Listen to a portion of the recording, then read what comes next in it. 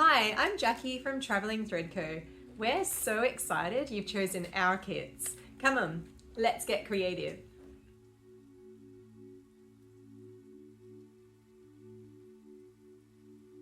For the eye mask, you'll have front and back beautiful pieces. You'll also have batting for the front and back pieces, and obviously the rest of your kit too. The first step in making our sleep mask is to find the center of both of your main pieces of fabric, mark a beautiful ruled line down the center of each, and then we're going to mark in 2.5 centimeter or 1 inch increments from that center line out to each side, and make sure we've got our beautiful drawn lines on both pieces. Once you have those marked beautifully, you've done this on both pieces, you are going to grab the batting piece for each one and place them really nicely on the top. We're going to pin down all of our lines ready to quilt on both pieces. Once you've pinned all beautifully, it's time to go to your machine, and we are going to stitch down every single one of our beautiful lines to attach our quilt batting so that it will be a really gorgeous look. We're going to do that on both pieces, and there's no need to reverse stitch at the start and finish. We are just going to do a beautiful straight stitch down each line. Do that to both the front and the back pieces.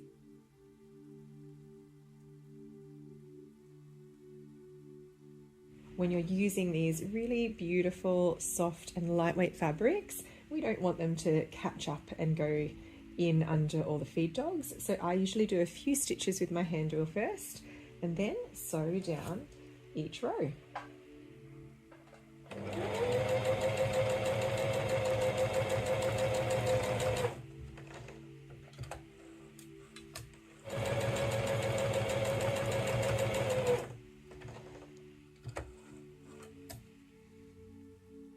Once you've sewn around each one, you'll want to trim off all of the loose threads to keep it nice and neat, and then we'll go and press at the iron. I've stitched all of the lines and trimmed off any loose threads on one of my main pieces, so it's now time to go back to my machine with my second piece, which is my front or my back. Both of them are the same, so you'll be able to choose, and I'm going to do the same again.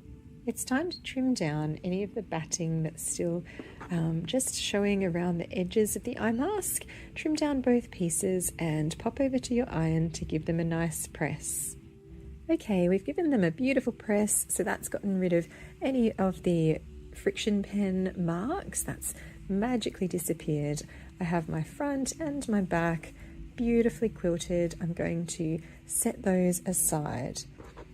You'll now want to get the piece for your elastic casing. So we've got this gorgeous matching piece, and it's a very simple next step. Basically, you're going to find the right side, so the other side is quite obvious on this particular piece here. Right sides together, and we are going to use our beautiful clips to just clip down along that side. We'll clip all the way just in little increments to kind of hold it across. You can go a bit further down. We're going to clip all the way down the side, and then we are going to head to our machines. We're going to sew with a scant 1 centimeter seam allowance, so it doesn't have to be exactly the centimeter. It can be sort of just shy of that to give a nice amount here to thread our elastic through. Over to your machines, back stitch. We're going to sew all the way down at a 1 centimeter allowance.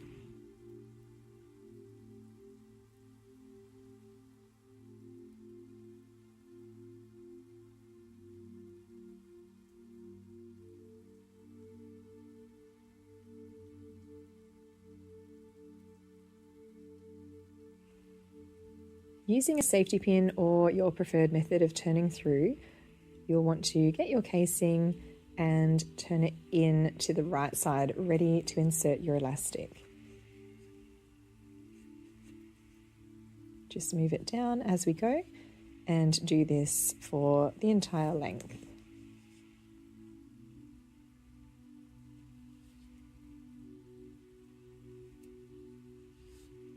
Once you turn it through, you'll want to go to your iron and give it a really nice press with the seam at the bottom.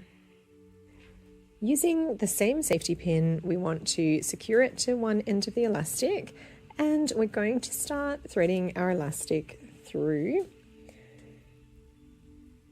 We're going to do that until the end of our elastic gets to this raw edge here. And then we'll pin it in place to secure it. So once you've worked it through, you'll then pull it down until we get the raw edge meeting this raw edge here.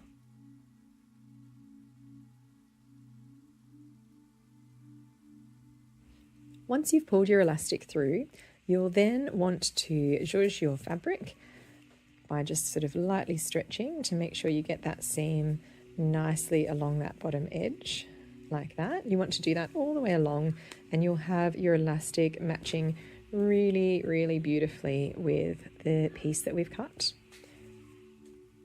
We're going to then go to our machine and we're going to unpin it and do a nice stitch to hold the elastic in place on both ends.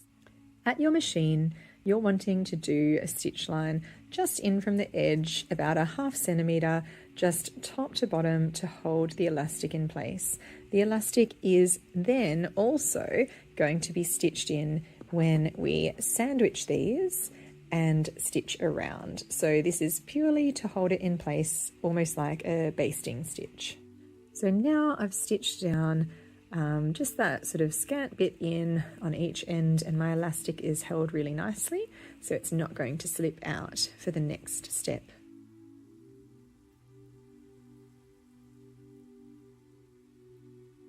It's time to place our elastic in between our front and back pieces of the sleep mask. On your sleep mask fabric, you'll find notches, which is showing you exactly where to place your elastic piece. So I'm going to line it up, and I've got my seam facing down towards the bottom of the eye mask. This is the nose part, so that's at the bottom when it turns through. And I'm going to then find the notches on my other piece and make sure that I line that up beautifully with the other elastic. Then use the clips that are in your kit to clamp and hold that. We'll run that across to the other side, just making sure it stays in a nice line and that we don't twist it. And I'm just sort of going to gather it on itself in the middle there to keep it out of the way. And you'll see the notches on the other side as well. And sandwich it between with the notches on the front piece. We'll clamp that into place too. And then making sure that that stays down in the middle so that we don't catch it, we're going to finish doing our little pegs around the outside. We're going to make sure we leave about a 2-inch gap. So I've done it between those 2 quilted stitching rows. We want to make sure we leave that gap to turn our eye mask through.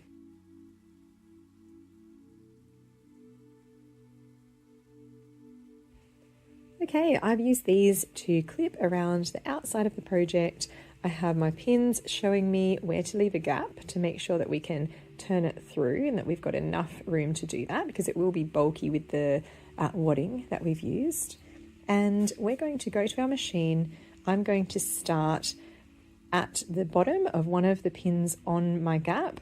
I'm going to reverse stitch and then stitch a centimetre allowance around the whole thing through to my top pin, leaving that gap and making sure I reverse.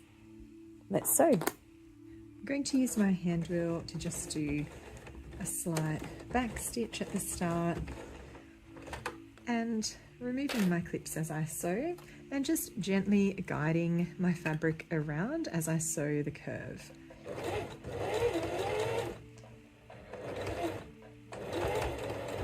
You don't need to push and pull the fabric, you just need to guide it through, and the little feed dogs will help it go through the machine.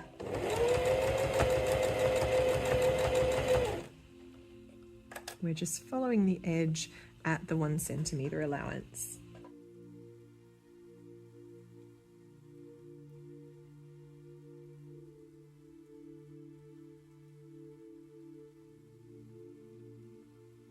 As we come up to the top part of our gap, we're ready to go to that, pull the pin out and reverse.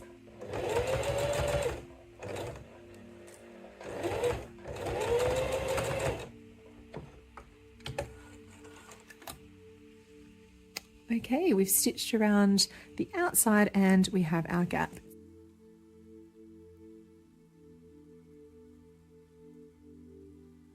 Before we turn it through, we're wanting to actually do some what we will call grading. So you've got one piece batted and the other piece as well. To take out some of the bulk, we're going to select just your front or back, and we're going to do a bit of a snip in, and we're going to trim it all the way around to about halfway between the edge of the main piece. So we want to trim this down to about that halfway point, and we want to do that all the way around, just being gentle to not cut into any of your beautiful seams. So I've sort of folded that back one out of the way with my fingers there, and we'll just give it a light little trim, and it just takes some of the bulk out when we turn it through. Take too much off where you've left your gap. In fact, you can almost skip that bit because we still need to stitch that once it's turned through. It didn't take very long, and it's a really effective way of getting rid of some of the bulk. It's time to turn it through.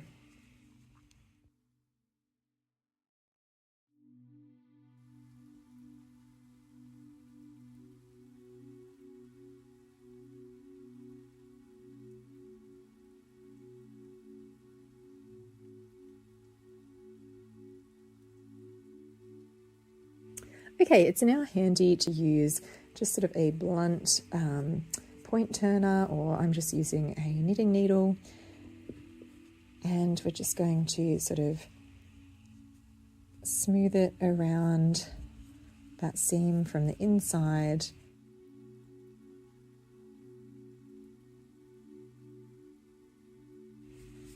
Beautiful, we're nearly finished.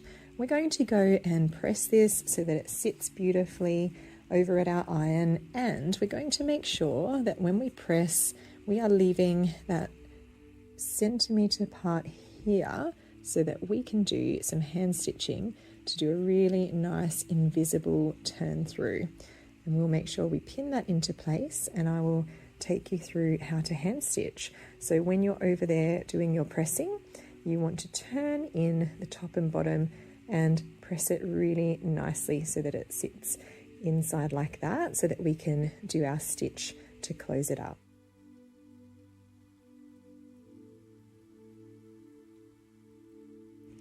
Now that we've got it all nicely pressed, we've also pressed in that centimetre of allowance at our gap, and we're ready to close it up with our invisible or ladder stitch. We're going to start by threading the needle that came with your kit, and we want to knot the end of that as well so that it holds in place really nicely.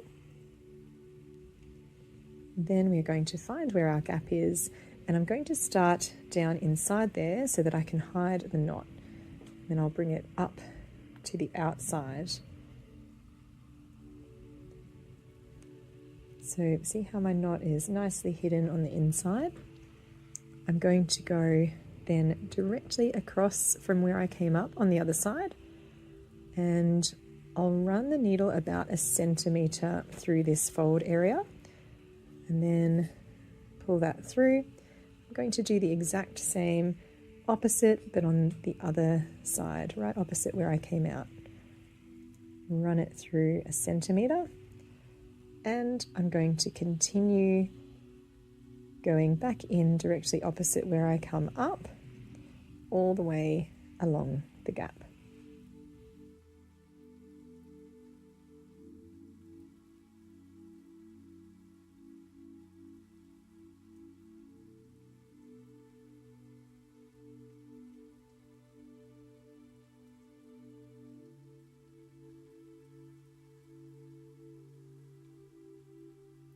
as I come to the last part, I'm just going to run it through